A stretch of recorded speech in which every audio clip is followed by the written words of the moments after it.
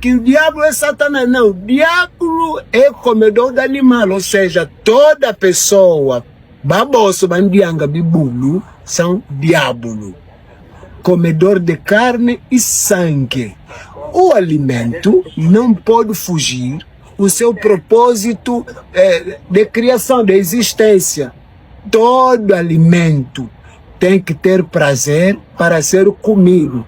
A galinha foge, o boi foge, o porco foge.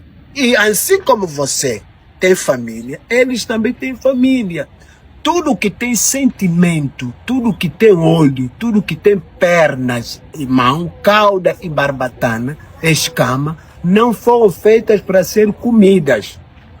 Não foram feitas para ser comida. Aliás, os animais são antes de nós, conforme ensina o grande rei Tadeu Vício Tadeu Teles.